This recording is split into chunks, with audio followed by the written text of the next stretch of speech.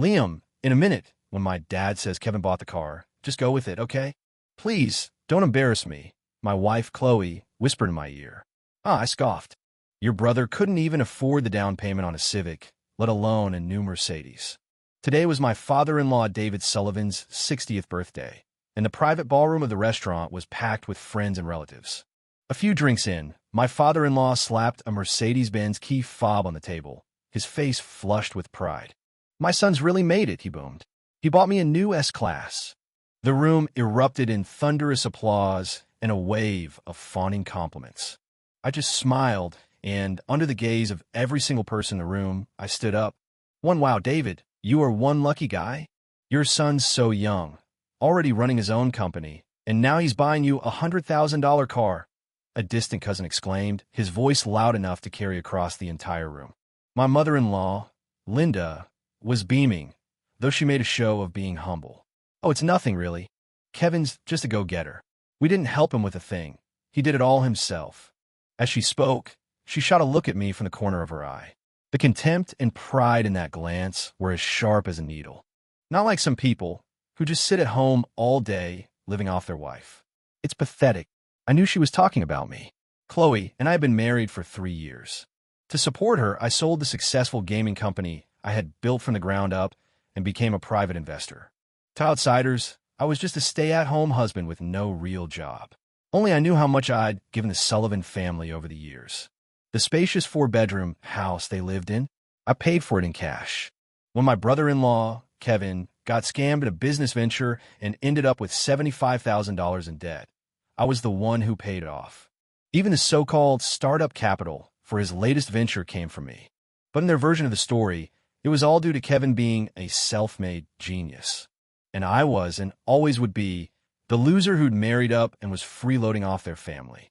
Chloe dug her elbow sharply into my ribs, her voice a low, pleading hiss. Liam, I'm begging you. It's my dad's birthday. Don't ruin this, please. Just do it for me. I looked at her.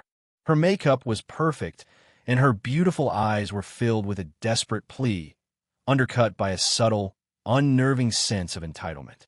There was again. For me. For her. I gave up a thriving career. For her. I tolerated endless humiliation and demands from her family. For her, I acted like a fool, using my own money to pave a golden road for her brother, Kevin, just so she could look good in front of her parents. And what did I get in return?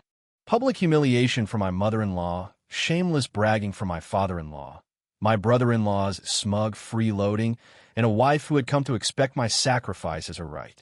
Today, the string I'd been holding onto for so long finally snapped.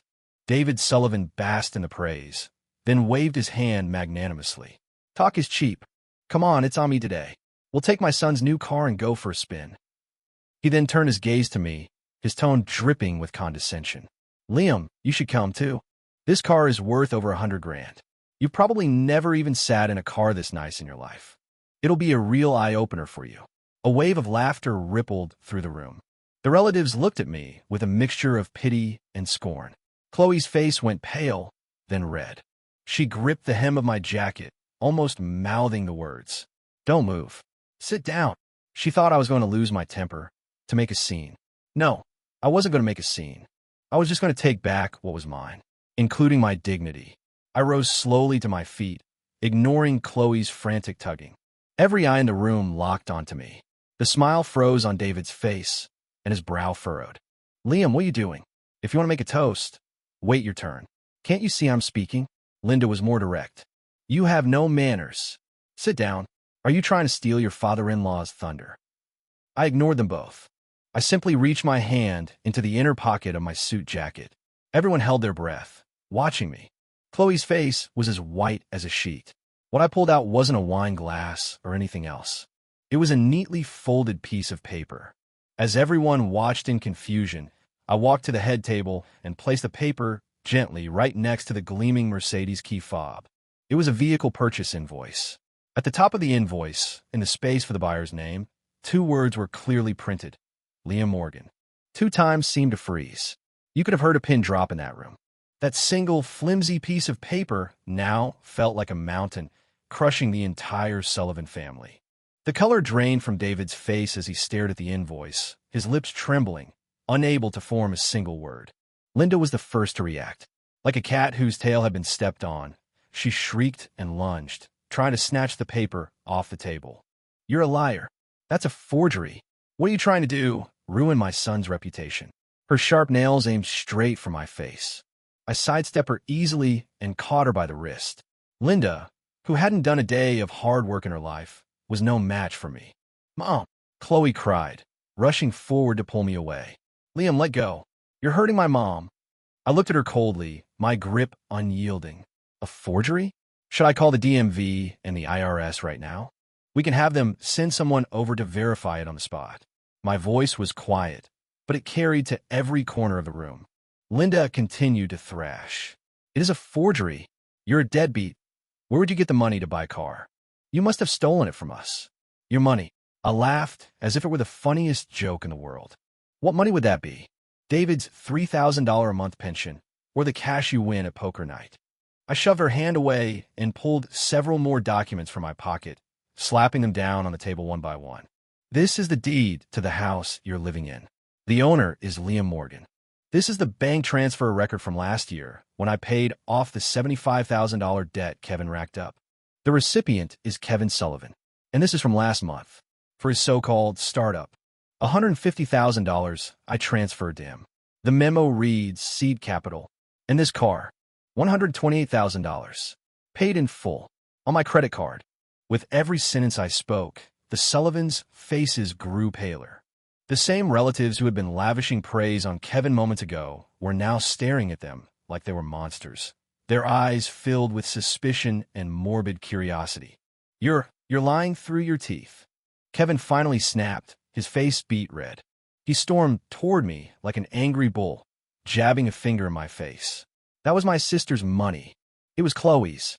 It has nothing to do with you." "Chloe's money?" I chuckled, turning to my wife. "Chloe, why don't you tell everyone what your monthly salary is? Tell them how much money is in your bank account right now." Chloe swayed on her feet, her lips bloodless. She made $8,000 a month and spent every penny, sometimes needing me to cover her shortfalls. Where would she get hundreds of thousands of dollars to give to Kevin? "Kevin," I said, staring him down, "the business license for your company?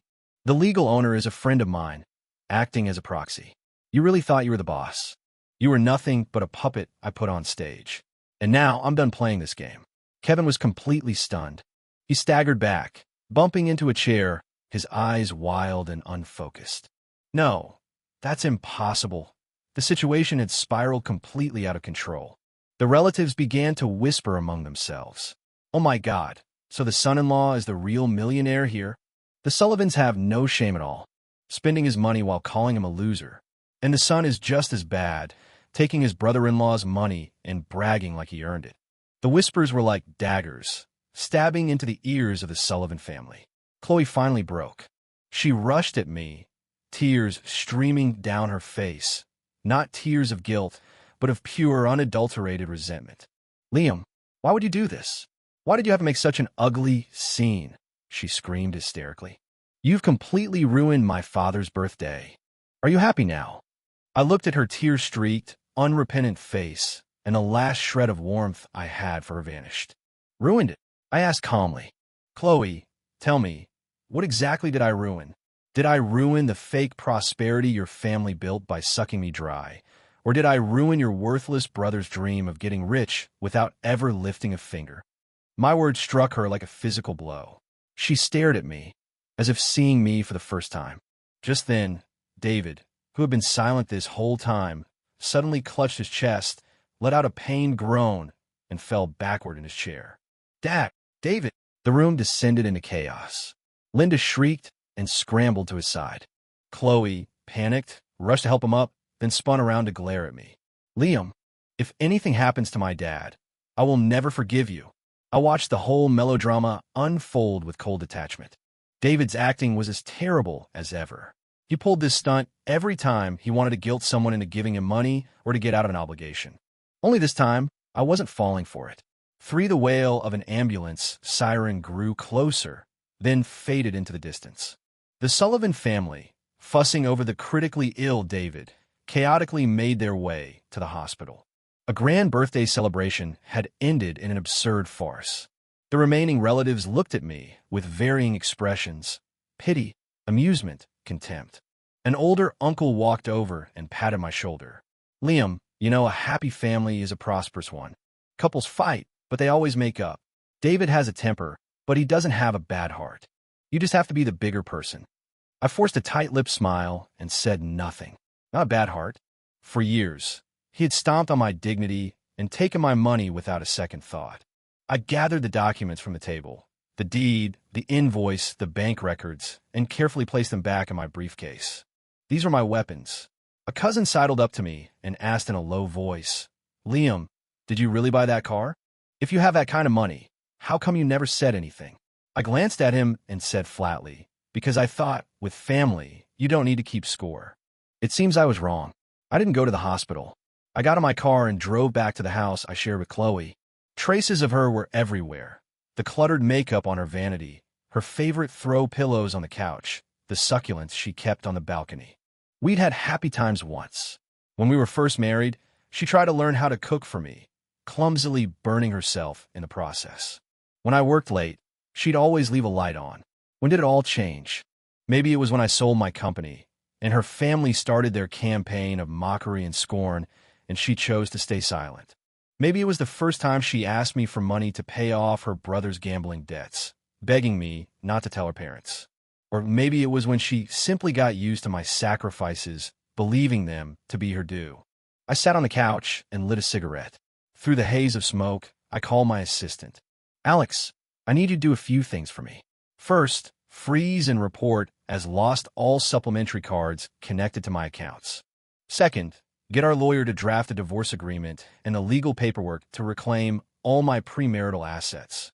Third, contact a real estate agent and list the house the Sullivans are living in, the one in Riverside Estates. Yes, that one. Tell them they need to move out as soon as possible." Alex Wong, my former COO, was fiercely loyal. He sounded surprised but didn't ask a single question, replying only with a crisp, "You got it, Liam. I'm on it." After hanging up, I felt a massive weight lift from my shoulders. For years, I had been like a snail carrying a heavy shell, constantly retreating and compromising for the sake of a so-called peaceful family, until I had no more room to retreat. Now I was shattering the shell. Even if it was bloody, I was going to be free. My phone started ringing incessantly. It was Chloe. I silenced it and tossed it aside. I knew what she would say. She'd demand to know why I wasn't at the hospital, call me heartless, then order me to go apologize to her father. I didn't want to hear it anymore. I had listened for 3 years. That was enough. I sat in the empty house for a long time, until the sky outside was completely dark. I stood up and opened a cabinet that I never let Chloe touch. It wasn't filled with secret files, but with display cases of collectibles. Inside were rows of limited edition action figures and scale models, each one worth a small fortune. This was my only hobby, a habit I'd kept since the early days of my startup. Chloe always thought it was a childish and pointless waste of money. I looked at my collection. They stood there silently, like loyal soldiers. For years, only late at night would I open this cabinet, dust them off, and talk to them. They were the only light in my suffocating life. I took out my phone, snapped a picture of the collection, and posted it to my Instagram story without a caption. Then I blocked Chloe and every single member of her family. After doing all that, I picked up my car keys and left this place I had called home. I didn't feel a single pang of regret. Driving through the city night, my phone buzzed again. A text from an unknown number. "Liam, you bastard. You put my dad in the hospital, and now you're ghosting us? I'm telling you, if you don't show your face, It was Chloe. She must have borrowed someone's phone. I blocked the number. The car climbed an overpass, the city lights glittering below like a sea of stars. I felt a sense of relief I hadn't felt in years. I didn't drive back to the house I shared with Chloe. Instead, I set the GPS for a new address. It was a high-end, gated community on the other side of the city. A house I had bought in my own name, a place I had never taken Chloe. That was my real home. For at the hospital, Chloe was losing her mind. Liam's phone went straight to voicemail. His WhatsApp messages were unread. She borrowed phones from every nurse on the floor, but the text she sent went unanswered. Her father, David, was lying in the hospital bed, and it was nothing serious, just a spike in his blood pressure from excitement. He was only being kept for observation.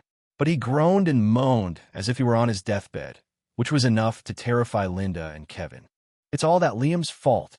He's an ungrateful snake. A curse. After we took him in for all these years, this is how he repays us. Linda sobbed and cursed by the bedside, her voice so shrill it made people in the hallway stop and stare. Kevin added fuel to the fire. Mom, stop. My brother-in-law, no, Liam. He did this on purpose. He saw our family was finally doing well and got jealous of me, so he deliberately ruined Dad's party to humiliate us. Chloe listened to them, a fire of frustration burning in her gut. She knew Kevin was talking nonsense. She knew the family's true financial situation better than anyone, but she couldn't admit it. Admitting it would mean admitting her entire family were parasites living off Liam. So she had to shift all the blame to him. It was his fault for being petty, for keeping score, for disregarding their marriage, and blowing things out of proportion. Chloe, you have to do something. Linda grabbed her hand like a lifeline. You have to make that monster Liam come here and apologize to your father. If he doesn't, your dad will never get over this. What if something really happens? Yes, sis. Kevin chimed in. You need to make him sign the car over to me, and the house, too. It has to be in Dad's name. He sponged off our family for years. This is the least he can do to repay us. Chloe's head was pounding. Apologize? Sign over property? Did Liam's behavior today seem like he was in an apologetic mood? He had laid all the evidence on the table. He was ready to burn everything to the ground. To stop it, Chloe finally snapped, her voice sharp. Linda and Kevin stared at her, stunned into silence. Chloe took a deep breath, forcing herself to calm down. The most important thing now was to get Liam back under control. She walked to the end of the hallway and used the hospital's courtesy phone to dial his number. This time it rang. Liam, she said, her voice immediately cracking with a sob. Where are you? You have to come to the hospital. Dad's not doing well. The doctor said he might have a stroke. There was a long silence on the other end of the line. It was so long she thought he'd hung up. Just as she was about to give up hope, Liam's voice came through, calm and devoid of any emotion. Is that so? Which hospital, what department, and who is the attending physician? Chloe froze. She hadn't expected such specific questions. She stammered out the hospital's address and room number. All right, I've got it, Liam said, his voice still flat. I'll have my legal team contact a top neurologist to provide a consultation. If Mr. Sullivan is truly ill, I will cover all medical expenses. If he's faking it, Liam paused, and his voice turned to ice. Then, Chloe, I'll see you in court. I'll sue him for extortion. Chloe felt a bucket of ice water pour over her head, chilling her to the bone. Legal team? Neurologist? Court? Extortion? These were words she never thought she'd hear from Liam. This wasn't the same man who had always bent to her will, who had endlessly tolerated her family. He had become a stranger, and he was terrifying. No, that's not necessary, she said hastily. My dad, he's feeling a bit better now. It's just high blood pressure. He just needs to rest. Don't go to all that trouble. She didn't dare let Liam's lawyers come. She knew better than anyone that her dad was faking it. Liam, can we just talk? Please don't be like this. Her voice softened, turning into a plea. I know you were hurt today. My family was wrong, and I apologize on their behalf. Just come to the hospital first, and we can talk in person. Okay. Apologize. Liam let out a short, mocking laugh. What's your apology worth? Chloe, do you really think that if you just act sorry and shed a few tears, I'll be the same old idiot and just forget everything? That's not what I meant. Then what do you mean? He cut her off. Do you want me to keep being your family's workhorse, to keep funding your bottomless greed, only to be kicked around and called a loser? Chloe, I've had enough. The line went dead. Chloe stood there, holding the cold receiver, completely stunned. What did he say? Is that bastard on his way over? Linda had appeared at her side, her voice anxious. Chloe shook her head, dazed. He's not coming. He said he's going to sue us for extortion. What? Linda's voice shot up an octave. He wouldn't dare. Who does he think he is? Sue us? After we supported him for all these years, how dare he sue us? She was about to continue her tirade when David's attending doctor walked over. looking annoyed. Are you David Sullivan's family? Could you please keep your voices down? This is a hospital. Also, the patient's bill is due. You need to go make a $5,000 down payment. The doctor handed a payment slip to Linda. $5,000? Linda and Kevin stared at it, dumbfounded. They didn't have $500 between them, let alone $5,000. Instinctively, they both turned to look at Chloe. Chloe's heart sank into the pit of her stomach. I hung up and tossed my phone onto the passenger seat. The car moved smoothly through the entrance of a heavily secured gated community. The guard at the gate saw my license plate and immediately waved me through. I had bought this house shortly after selling my company as my ultimate safety net. Chloe and her family knew nothing about it. They thought all the money from the sale had been spent on their house, their cars, and on bailing Kevin out of his messes. They thought I was broke, forced to live off Chloe's meager salary.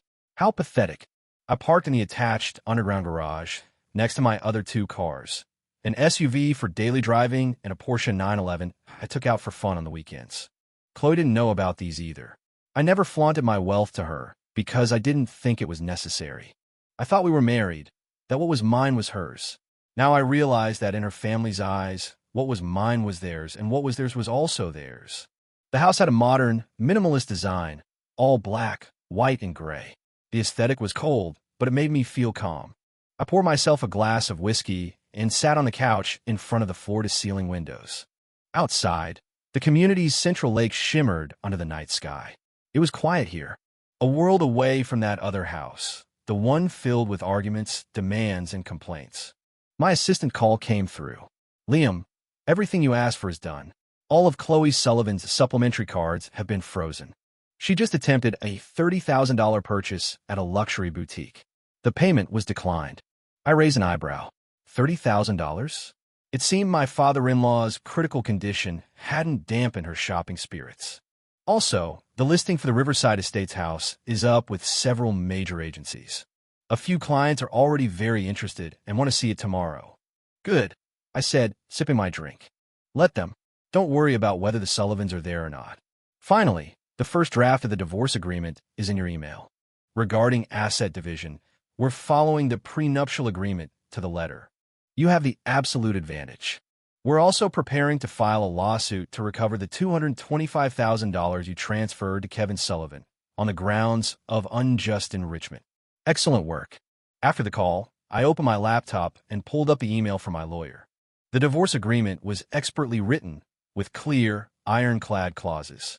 I looked at the section on asset division. It detailed my holdings, 3 properties, 3 cars, and a substantial investment portfolio. The only thing listed under Chloe's name was the paltry sum from her own salary. The house we lived in was bought with my money before the marriage and was in my name. The car she drove was bought after we married, but it was also registered to me. The only things connecting us were a marriage certificate and the money her family had bled for me. Now, I was going to get it all back with interest. My phone lit up again. Another unknown number. I answered but didn't say anything.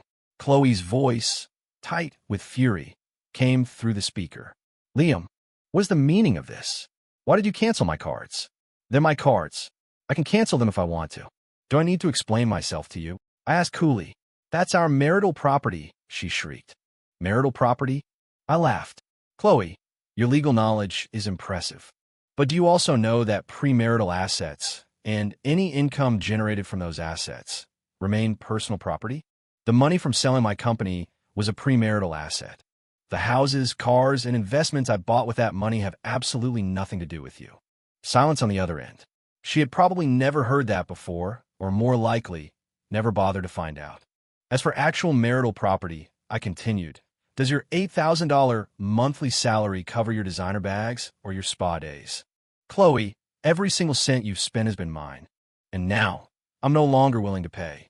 Liam, you can't do this to me. Her voice softened, choking back a sob.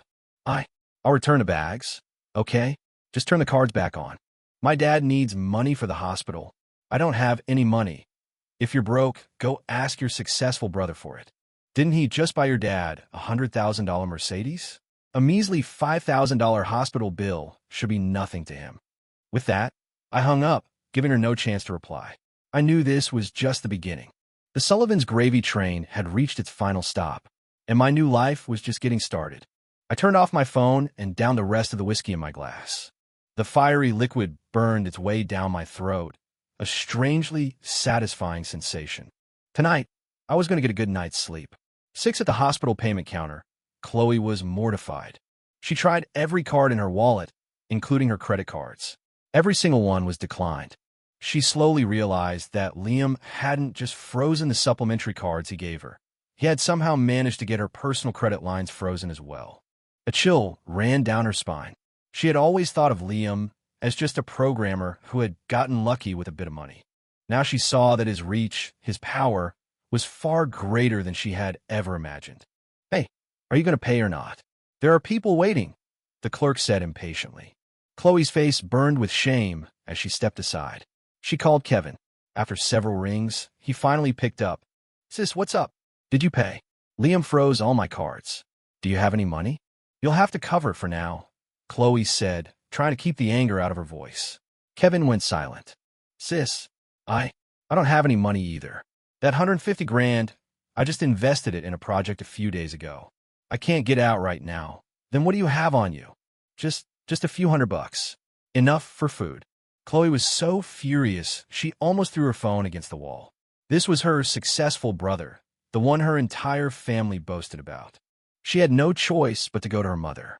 When Linda heard they needed $5,000, her eyes nearly popped out of her head. "What?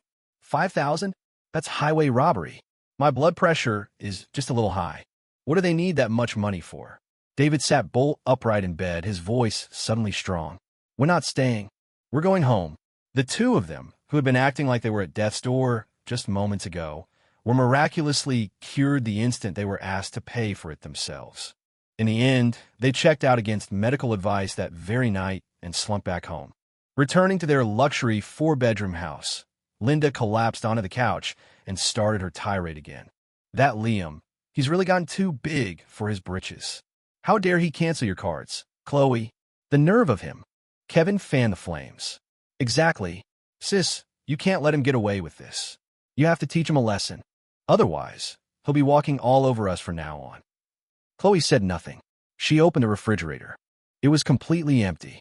Before, Liam had always kept it stocked to the brim with imported fruits, fresh meat, and all kinds of snacks. She walked into the living room and realized the Wi-Fi was down. Only then did she remember. The mortgage, the utilities, the internet.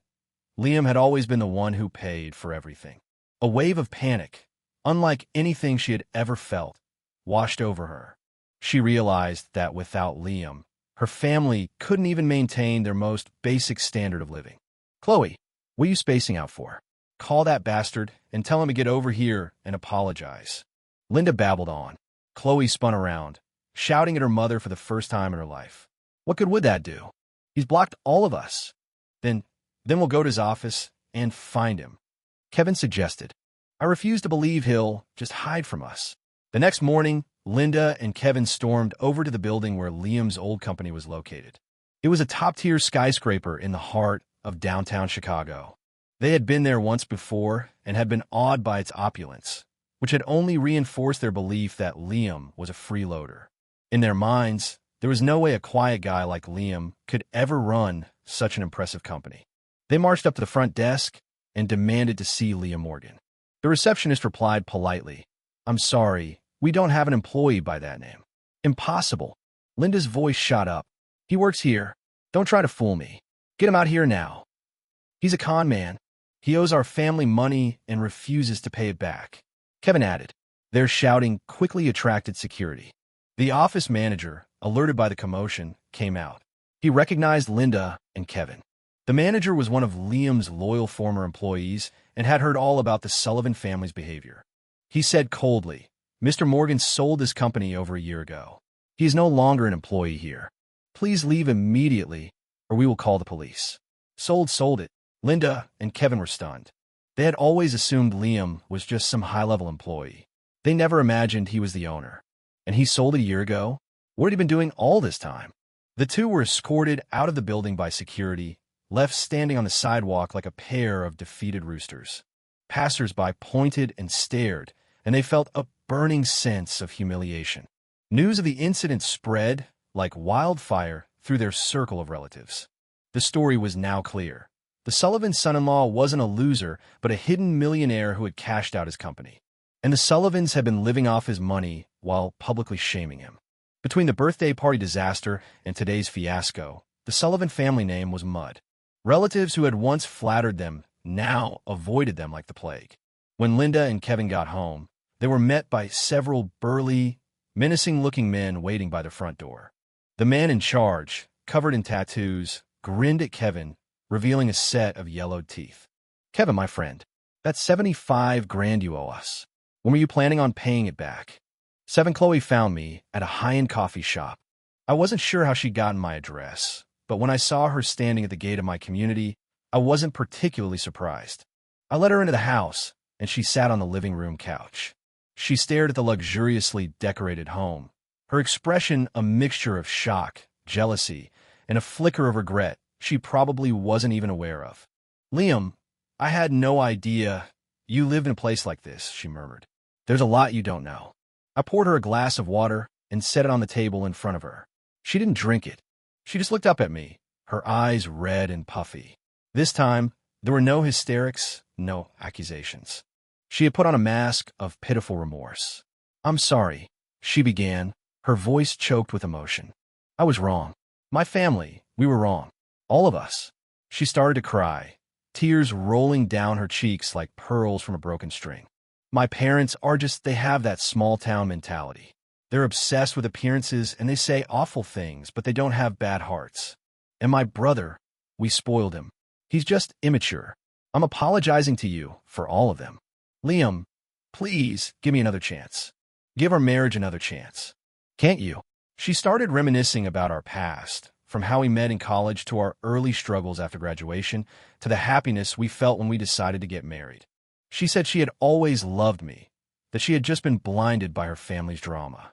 As she spoke, she moved closer, trying to take my hand, trying to lean her head on my shoulder. It was a convincing performance. The old me might have actually softened, but now it just made me feel sick. I gently pushed her away. "Chloe, save it," I said coldly. "You're not here today because you've had some grand epiphany. You're here because your family's in trouble and you have nowhere else to turn, right?" Her crying stopped abruptly. A flash of panic crossed her face. "Those debt collectors, they found you, didn't they?" I pressed. She bit her lip, saying nothing. "Your brother Kevin took the 150 grand I gave him, threw it into another one of his investments, lost it all, and now he's in deep with loan sharks. Am I wrong?" Chloe's face went chalk white. She thought I didn't know about any of that. How did I know?" I laughed. "Chloe, have you forgotten what I do for a living? Did you really think your brother's pathetic schemes could stay hidden from me? I'd had Alex track Kevin's financials weeks ago. His project investment was just another online scam, and he had been cleaned out completely." I pulled a file folder from under the coffee table and slid it in front of her. "Take a look." With a trembling hand, Chloe opened the folder. The first page was the divorce agreement. Petitioner, Liam Morgan. Respondent, Chloe Sullivan. Behind it was a thick stack of financial statements, followed by a copy of the lawsuit I was filing against Kevin to reclaim the money he'd taken from me. But it was the last document that made her despair. It was an official eviction notice from the county sheriff, along with a letter from my real estate agent. It ordered her and her family to vacate the Riverside Estates property within 7 days, or they would be forcibly removed. "No." Chloe's voice was shaking. "Liam, you can't do this. That's my parents' home. If you kick them out, where will they go? It's my house. I decide who lives there, and I decide who gets thrown out," I said, my tone devoid of any warmth. "Where they go is your problem, not mine. Besides, you have your successful brother. Isn't he a genius? Let it buy your parents a new, bigger house." I stood up and looked down at her. "Chloe, we're done. Sign the papers, and we can end this quietly. If you don't, I have no problem making the Sullivan family famous all over town for a second time." Chloe collapsed back onto the couch, her face ashen. She knew Liam wasn't joking. The man she once thought she could manipulate had become a beast she could no longer control. And she and her family had created him. The 7-day deadline came and went, and the Sullivans didn't leave. Linda threw tantrums, screaming that the house belonged to her daughter and that she'd fight to the death anyone who tried to make them leave. David, once again, was bedridden with a heart condition. Kevin bragged that he'd break the legs of anyone who dared to touch their things. They thought that if they just refused to cooperate, I would be powerless. They were incredibly naive. I didn't go myself. I hired a professional eviction service, who showed up with a court order, sheriff's deputies, and a notary public. The eviction crew was uniformed, built, and impassive, far more intimidating than the low-life friends Kevin had called for backup. They started by putting up yellow tape around the property, then read the court's eviction order through a bullhorn. Neighbors quickly gathered, forming a crowd 3 deep to watch the spectacle. Isn't that the Sullivan house? What's going on? Why are the cops here? I heard they're being evicted. The house was bought by their son-in-law, and now he's divorcing the daughter and taking it back. Serves them right. I couldn't stand that family, always bragging about how successful their son was. Turns out they were just spending the son-in-law's money. Linda's shrieks and Kevin's curses mixed with the neighbor's gossip, creating a symphony of humiliation that echoed through the neighborhood. The eviction crew was unfazed. Under the watchful eye of the deputies, they began moving everything out. Furniture, appliances, clothes, all of it was carried out and piled on the front lawn, forming a mountain of shame. Linda tried to rush forward and grab things, but was restrained by 2 female officers. She could do nothing but scream like a banshee. Kevin tried to start a fight, but was taken down with a single kick from the crew's foreman, then pinned to the ground with his hands cuffed behind his back. David's heart condition made a miraculous recovery. He jumped out of bed and started cursing out the deputies, but a single warning of obstruction of justice can lead to arrest shut him up instantly. The whole scene was, of course, filmed by multiple onlookers who promptly uploaded it to the neighborhood Facebook group and TikTok. The captions were juicier than fiction. Shocking. Husband gets ultimate revenge. Kicks freeloading in-laws to the curb. Real-life revenge plot. The secret millionaire and the family that used him. Overnight, the Sullivan family became the laughingstock of the entire city. When Chloe arrived, this was the chaotic, humiliating scene that greeted her. Her parents and brother were sitting amidst the piles of their belongings like 3 stray dogs, enduring the pointing and staring of everyone around them. Her mother, Linda, her hair a mess and her makeup streaked with tears, saw her and scrambled over, grabbing on her legs. "Chloe, you have to do something about that monster, Liam. He's trying to kill us." Chloe felt like her heart was being pierced by 1,000 needles. Looking at the scene, at the pathetic state of her family, she felt no satisfaction, only a deep, bone-weary sadness and helplessness. She called my number, her voice a desperate, tearful cry. "Liam, do you have to be so cruel? Can't you just leave us with a little bit of dignity?" "Dignity?" I laughed on the other end. "I gave you countless chances. You were the ones who slammed every door shut. Let me ask you something, Chloe. When your family was living in the house I bought, driving the car I bought, spending my money, all while calling me a worthless loser, did you ever think about leaving me with any dignity? When your brother was blowing my money on get-rich-quick schemes and women and shamelessly taking all the credit, did you think about my dignity then? When you begged me to swallow my pride and sacrifice my career over and over again, just for the sake of your family's precious image, where was my dignity then, Chloe?" My rapid-fire questions left her speechless. All she could do was sob. "Stop crying, Chloe." My voice turned cold. "Tears won't solve anything. I've already shown you the way out.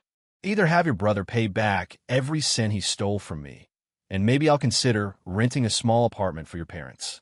Or you can figure out yourselves." I hung up and looked at the tablet my assistant had handed me. It was live-streaming the eviction. The comment section was a flood of cheering and praise. Just then, on the screen, Kevin suddenly scrambled up from the ground like a madman. He grabbed a tire iron from a nearby toolbox and charged toward a black Mercedes parked down the street. It was the S-Class from the party. I'd had it towed, but due to some paperwork delays, it was temporarily parked in a public spot. "If I can't have it, neither can you," Kevin screamed, raising the tire iron and bringing it down with all his might on the driver's side window. The glass shattered instantly, and the entire act was caught on camera. I smiled. "Kevin, you absolute moron." Now, there wasn't even a sliver of a chance for redemption. Kevin was arrested on the spot. felony vandalism of property valued at over $100,000. This was far beyond a simple civil dispute. Linda completely panicked. They could find another place to live. But if her son went to prison, the Sullivan family would truly be finished. She and David talked all night. The next morning, before the sun was even up, they brought Chloe to my front gate. Gone was the arrogance and aggression. The moment Linda saw me, she fell to her knees. She hugged my legs, tears streaming down her wrinkled face. "Liam, no, my dear son-in-law. I'm begging you, please, please let Kevin go." He wasn't thinking straight. It was a moment of madness. She started slapping her own face, the sound echoing in the quiet morning. "It's all my fault. I was blind. I have a big, stupid mouth. I never should have treated you like that. I never should have said those things. I'll kneel, I'll beg." She began to bow, knocking her forehead against the cold stone of my porch over and over again. Chloe stood off to the side, her face pale, her lips bitten raw. She looked at her mother groveling on the ground, then at my impassive face, her eyes filled with a storm of conflict and pain. I didn't help Linda up. I just stood there and watched her performance. If only she had done this the first time she humiliated me, I might have been moved. But now it was just pathetic. Only when her forehead was red and she was nearly out of breath from crying did I finally speak. "You want me to let Kevin off the hook? Fine." Linda's eyes lit up with desperate hope. "On one condition." "One condition?" "We'll agree to 100, she blurted out. I turned my gaze to Chloe, who hadn't said a word. I walked over to her, looked her straight in the eye, and asked slowly and deliberately, "Chloe, from the day we got married, through me giving up my career for you, buying your family a house and a car, to being humiliated by all of you at the birthday party, right up to this very moment, I only have one question for you. Have you ever, even once, truly felt that I was the one who was wronged? That I was the one who was hurt and betrayed?" My question was a knife, aimed directly at her heart. She flinched, staring at me in a daze. The living room fell deathly silent. Even Linda stopped her wailing, looking nervously at her daughter. She knew that the answer to my question would decide her son's fate. Chloe's lips trembled. She wanted to say something. She wanted to say yes. She wanted to say that on countless nights, seeing my exhausted expression, she had felt a pang of guilt. She wanted to say that when her mother was screaming insults at me, she had wanted to stand up for me. She wanted to say that on the day of the party, when I laid out all that evidence, she had felt a secret, thrilling sense of justice alongside her anger. But she couldn't. To admit it would be to condemn herself, to invalidate the last 3 years of her own complicity. It would mean admitting that she was nothing but an accomplice, helping her family bleed her own husband dry. Her pride, her vanity, wouldn't allow it. The seconds ticked by, each one an eternity. Chloe's face was a canvas of warring emotions: struggle, pain, regret, resentment. Finally, she lowered her gaze, unable to meet my eyes. She couldn't say a word. She just cried and gave a slight, almost imperceptible shake of her head. And in that moment, I smiled. The last, lingering ember of hope I had for her, for our marriage, was finally extinguished. "I understand." I turned back to Linda. "You should go. As for Kevin, I'll see you in court." "No!" Linda let out a piercing shriek. I didn't look at them again. I simply turned and walked up the stairs. Behind me, the desperate, heartbroken sobs of Chloe and her mother filled the house. I closed the door to my office, shutting out the noise and the past for good. In the end, Kevin went to prison. Vandalism, combined with fraud charges related to the loan sharks, got him a 3-year sentence. The Sullivans' world collapsed. My divorce from Chloe was finalized without a hitch. Faced with overwhelming evidence, she had no grounds to contest anything and walked away with practically nothing. She and her parents ended up renting a tiny, run-down apartment in a bad neighborhood, surviving on David's meager pension. I heard from Alex that Linda had suffered a mental breakdown from the stress and now spent her days wandering the apartment complex, muttering to herself and yelling at strangers. Chloe lost her job and was now working odd gigs to make ends meet. I listened to the report with no emotion. They got what they deserved. 6 months later, I was at the Chicago Auto Show, an invited guest at a VIP preview event. After selling my old company, I had reinvested the money into several cutting-edge tech startups. The returns had been astronomical. My net worth was now many times what it had been before. Dressed in a quiet, custom-tailored suit, I walked through the exhibition hall, admiring the sleek, powerful machines. I was discussing specs and pricing for the latest Ferrari with a sales manager when my eyes drifted across the hall. A familiar figure caught my attention. It was Chloe. She was wearing a cheap, revealing sequined blue dress, her makeup garish, her hair piled high. She was working as a booth model, handing out flyers to a crowd of men who were taking her picture. She had lost a lot of weight. The smile plastered on her face was professional but brittle, and her eyes held a deep, unconcealable exhaustion. She was no longer the proud princess I had once known. Life had sanded away all her edges. As if sensing my gaze, she looked over in my direction. Our eyes met. The moment she saw me, her smile froze. Shock, disbelief, shame, humiliation. 1,000 emotions flashed across her face in an instant. Like a startled animal, she quickly looked away and tried to retreat behind the display stand. But it was too late. The heel of her shoe caught on something, and she stumbled, falling hard to the polished floor. Her flyers scattered everywhere. A smattering of laughter broke out from the surrounding crowd. Several men immediately turned their cameras on her, the flashes popping incessantly. I just watched her. I watched her struggle to get up, her hands slipping on the slick floor.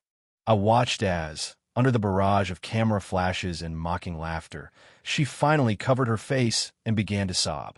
I felt nothing. Not pity, not satisfaction. It was like watching a complete stranger.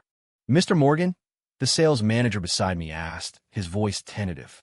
I snapped back to the present, pulling my gaze away from the scene as if I had seen nothing at all. I pointed to the red Ferrari. "I'll take this one," I said with a smile.